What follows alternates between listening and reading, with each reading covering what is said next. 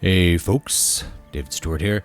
Before I go any further, don't forget to check out my Patreon down below. We got a free book that rotates in and out every month.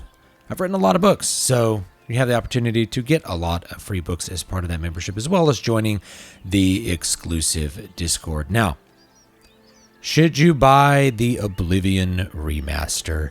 I have already made a video on it, and I've streamed some gameplay so you can see what it looks like. Let me give you my opinion on whether this is something that you ought to buy or not. As always, it depends. If you are a person who already owns the PC version of Oblivion, you are willing to mod it and you enjoy modding it, you can get an excellent experience out of that original game. I think with mods, it can look quite good. Does it look as good as the remaster? And the answer is, speaking honestly, no. The remaster is simply on another level visually. Now, if you are a person who has never played Oblivion before, or never really gotten deep into Oblivion, and you are wanting to play Oblivion on a modern system such as a PS5 or an Xbox Series X, or you're wanting to play it on a modern gaming PC, and you are willing to spend the money on it, then I think the Oblivion Remaster is actually a really, really good piece of software. The fact is, if we are comparing this game to all of the other games released in 2025, this is Game of the Year. If Oblivion had never come out in 2006 and instead what we got is this game, even with the bugs, even with the jankiness that is left over from that 2006 version of the game, this is a better game than all of the modern stuff. We just have to be honest about that. So if what you want is a really good modern game, it's going to be the remaster from 2006. That's the state of the industry right now. The modern industry is highly focused on player retention and monetization. Live service games have been the focus of the industry at this point for over 10 years. And in some ways, Oblivion was the origin of that with things like the Horse Armor DLC. However, the core of Oblivion is still in this remaster, and that is what counts.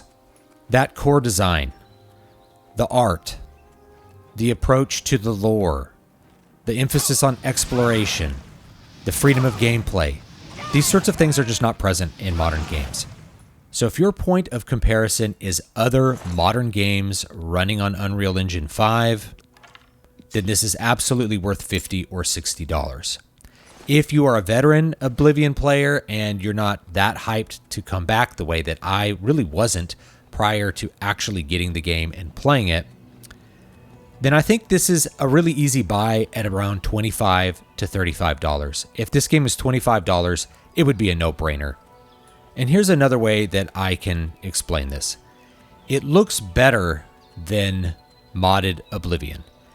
How many hours are you willing to spend researching mods, finding mod collections, downloading those mods, testing those mods, troubleshooting the mods, dealing with the constant crashes that come from running hundreds of mods on a game that is at this point almost 20 years old? And then what is the value of those hours that you are going to spend? Because the truth is, if you were paying yourself minimum wage to mod the original Oblivion client, you would be losing money compared to actually just buying the remaster.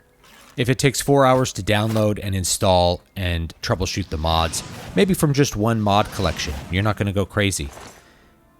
It's still cheaper if you're paying yourself to just buy the new version of the game. And that's honestly where I see a lot of value for this game come from, especially if you're playing on something like the PS5, in which there's really no other option for accessing Oblivion. If you're a console player and PS5 is your console of choice, then this is a way that you can play Oblivion. You just have to ask yourself, is this a game that I want to pay $50 for, or I want to pay $60 for to get like that extra DLC? And for a lot of you, it's okay if you say, no, I'm okay waiting for this game to go on sale on the store, which it inevitably will. So that's the value proposition. If I had never played the original Oblivion and I bought this game and played it as a modern game, I would feel like I had gotten my money's worth, especially when I'm comparing it to other games which I've enjoyed from this generation, whether it is something like the Final Fantasy remakes, or Breath of the Wild, or Baldur's Gate 3. So the important question to me is always that value proposition. With that out of the way, let me talk about a couple of other things about this remaster. First of all is going to be the visuals. The visuals generally look really, really good. However, they do require a pretty hefty gaming system. I'm running an RTX 3080. It's a 12 gig card, and I'm running a Core i9 system with, I think, 128 gigs of RAM. And I cannot run this game at ultra settings. I can't even run it at high settings or normal settings and get 60 FPS without using DLSS or FSR or some other frame generation type of technology or upscaling. It doesn't feel particularly optimized. I assume it will run better on the PS5 or the Xbox Series X, where things are a little more focused on one particular set of hardware. But the game is a beast. Looking back to 2006, that was the case way back then. Even a top-of-the-line PC would really struggle to max out Oblivion without the game really slowing down or having massive frame dips. If you watched my stream, there were many places where there were big frame dips or even pauses in the gameplay. There were also lots of places where you can notice some of the artifacts from the DLSS upscaling. But even with all of that, I still think the game looks really beautiful. I think it looks better than the modded version of Oblivion. However, it is missing a certain charm, and my 9-year-old son actually agrees with me because he's played the original version of Oblivion a little bit, that the original graphics have just a certain dreamlike, hazy sweetness to them. Things look nostalgic, even to a 9-year-old.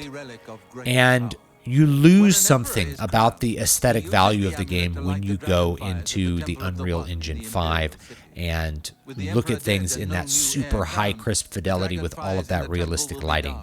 The softer, less realistic lighting gave the game a really identifiable aesthetic appeal.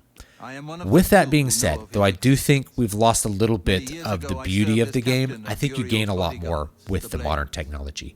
The really nice lighting, it really does enhance all of the environments. The environments look better than they ever have before. They look more like what you might have remembered them looking like, what you felt like they looked like back in 2006. The core art and beauty of the game is still there, even though you've drawn over it with higher resolution textures, better looking flags, better animations, better lighting, better foliage. The core is still really, really beautiful. And this comes back to a point that I've made many times before, which is that fidelity and aesthetics are not the same thing. Great art direction in a low fidelity game is superior to bad art direction in an extreme fidelity game. And with Oblivion, what you can see is that when you increase the fidelity, it looks more beautiful than a lot of modern games because the core aesthetic value is better. The art that the game is based on, the art that pulls everything together, is created with a higher degree of skill than what a lot of modern games do. Everything is made in the game with artistic intent and a gesture towards an aesthetic ideal. When you go to each city, it has its own unique identity, it has its own architecture, it has its own approach to the artistic style that is in it, and in some cases, we get something that is more than what we saw in the original game simply because we're able to increase the fidelity. We're able to better realize the art that in the original was somewhat gestural or even impressionistic, but now is more realistic and more baroque in its detail. Unreal Engine 5 has stripped the game of some of its vibe, but certainly not all of it. The next controversy is probably going to be the way that the characters look. They look pretty different from the original game. However, one of the criticisms of the original game, which was developed in this transitionary period between generations, the PS2 generation and the HD generation that we got with the Xbox 360. Of course, it was a launch title for the Xbox 360, and it took a couple of years for developers to be able to make things that looked really good in HD. It was on the cutting edge back then. The next thing I want to talk about is the gameplay, because I think it's been well preserved from the original, but not perfectly preserved. And that may be a good thing for you, because one of the complaints that I frequently get on my videos on Oblivion is that people do not like the leveling system from Oblivion, or the leveling system from Morrowind, which is extremely similar, where you have to manage leveling up major and minor skills in order to maximize your stat increases when you level up. I don't think it's actually necessary to play the original game that way to efficiently level, but I do provide guides on that because I enjoy that. I like micromanaging that stuff. What we get in this game is a more casual approach to leveling, where when you level up from using your skills, you get 12 points to spend on your attributes. Luck costs 4, everything else costs 1, and you can raise 3 attributes just like you could in the original. So it removes that impetus to micromanage minor skills or choose a bunch of major and minor skills that are arranged in a way in order to ensure that you're always getting a +5 skill up every level, rather than choosing skills which you just want to use. The way it is now, it's more like if you're actually choosing a build, which I think was honestly closer to the intent of the original game. I think the designers intended for players to pick a build where your character's good at certain things and not good at other things, and to just play that way. That's certainly how I played the game originally. Well, now that's a little bit more explicit. You're not penalized for doing that, and instead you're able to just focus on playing the game in the way that you want to play it and picking the skills that you want to use as you play the game. So while I enjoy the original leveling system, I think for a lot of people, this will be a welcome improvement and a welcome change, and will bring a lot of enjoyment, I think, to newer players who didn't come out of CRPGs in the 90s and early 2000s that were full of lots of systems management in order to maximize your character's performance in the game. There are certainly opportunities to min-max in this game, but I think people will feel less compelled to do so, and that may be a good thing for you. The actual combat in the game is just like the original version of Oblivion, and that is very welcome. I think it's unique among the Elder Scrolls games, where you can very fluidly use your weapons and use your magic. It allows players to use battle mage type builds and be really effective and have a lot of fun with them, which is not as much of an option in games like Skyrim. Because this is a very faithful recreation of the game, there's a lot of gameplay elements from the original that I actually wasn't a huge fan of, but they've kept them being faithful to the original game. Those are the lockpicking minigame and the speechcraft minigame. The reason I'm not a big fan of either of these is that they're really easy to cheese with skill, especially lockpicking. And because lockpicking is so easy in Oblivion, that makes security just a dead skill. And because speechcraft is also pretty easy, that's more or less a dead skill as well. Compare this to Morrowind, where those aren't dead skills at all, but are part of the role-playing mechanics. And you can see why I just find them a little bit weak in the original game. And I feel that way, by the way, with Skyrim's lockpicking as well, though that lockpicking is undoubtedly harder than it is in Oblivion. Now, I will say one other thing about playing this game on PC, which is that there is a weird input lag when playing with mouse and keyboard, and you need to be aware of this. It is most notable on the lockpicking minigame. So I was playing with a controller plugged in, so that when I did the lockpicking minigame, I could just pick up the controller and do the minigame with the controller, which was a lot more accurate than the laggy mouse, and allowed me to cheese my way through unlocking the hardest locks in the game without any effort or breaking very many lockpicks at all, and I did that on stream. So be aware that the input latency, I don't know where it's coming from, but it only exists with the mouse and keyboard. It doesn't seem to show up with using controllers for whatever reason. So with all that out of the way, the main point I want to get across is that this is Oblivion. This is a one-to-one recreation of Oblivion, with the mechanics of Oblivion, with the art of Oblivion, with the feeling associated with Oblivion. It just looks better than it ever has before, and I think that improves the game quite a bit. I think I was underselling how much the visuals would actually improve the experience of the game, because that nostalgic feeling of walking through a beautiful environment and exploring and finding new things, that's back again with all of the visual changes that they've made. The increased foliage makes Cyrodiil feel bigger than it did before, because you can't see quite as far most of the time. You're looking through a forest. You feel like you're wandering through the wilderness. They've improved the biomes in different parts of the map, which were there in the original, just now more refined. So the Colovian Highlands really look and feel differently from the forests in the middle of the map, from the area around Bruma that gets closer to Skyrim, from the area in the south of the map that gets closer to Black Marsh. The map really feels better and more alive than it ever has, at least without a ton of extra mods that I have run in the past. I am actually shocked at how good this remaster ended up turning out. I had no faith in the corporate game industry being able to recreate something like Oblivion and keep what really mattered about the original game intact. But I feel like they've done so.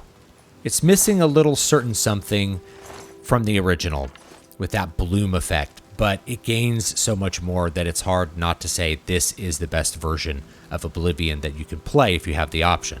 In a lot of ways, it feels like I'm back home. So even though I wasn't super hyped about this, yeah, I have to kind of eat my hat. They did a really good job with this, and I did not expect it to be as good as it actually is. It really does feel close to how it used to feel. You have that same great soundtrack by Jeremy Soule, and everything just comes together just like it did in the original game because they didn't really change much. They just brought the graphics up to current gen standards. I think it's actually amazing that this happened. I in fact think that this remaster is a great point of evidence in my thesis about Gaming Ground Zero being the year 2007. That was the peak year of gaming. That's when game design, aesthetics, culture peaked for gaming, and it's been a stagnation and a downhill slide since then. I recorded a video 8 years ago about my decreased interest in gaming, and the usual response was, well, you're just getting older and you have kids. I'm like, no, I think games are not as good as they used to be. Well, here we have a game from 2006 transported 19 years into the future, and when I compare it to modern games, I just feel like there's no comparison. It looks better than modern games, it plays better, it's just a better gaming experience than what you get with modern games. They actually don't make them like they used to. All the tech increases over the last 19 years have not yielded games which are more fun. In fact, I think the business has produced the opposite. Games where the emphasis is on extracting money and time from you, the player, rather than giving you a rich and fun experience. Oblivion still comes from the gaming era where developers put things in a game because they thought they would be fun or cool, not because they thought they would be manipulating the player in a specific kind of way, which is what you get with modern design. Once you level the graphical playing field, the strength of the older games becomes a lot more apparent.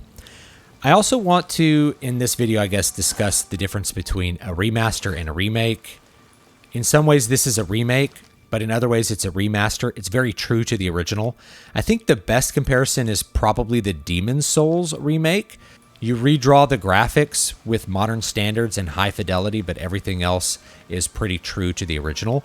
I think in that one, you lose a little bit of the aesthetic quality of the original Demon's Souls game for the PS3. And there's something about the fog and the bad lighting from the original that made the game more frightening to play compared to the modern version. However, the core gameplay is still there, and you can see why Demon's Souls was such a good game in 2007. Again, a Gaming Ground Zero game. Contrast this with the Final Fantasy VII remakes. They're just different games with the same characters and a similar story. They're really new games inspired by the game from 1997. So what label should we give the Oblivion remastered game? What do you guys think? I'd like to have some input on this. Is this a remaster or is it a remake? Also, leave me your thoughts down below about Oblivion Remastered. Do you think the value proposition is correct? Where is the value proposition for you to buy this game? Is it the $50? Or is it somewhere lower? I'd be interested to know, especially if you were a veteran Oblivion player the way I am. But that's it. Don't forget to like, comment, and subscribe, and I will see you all next time. Have a great, great day.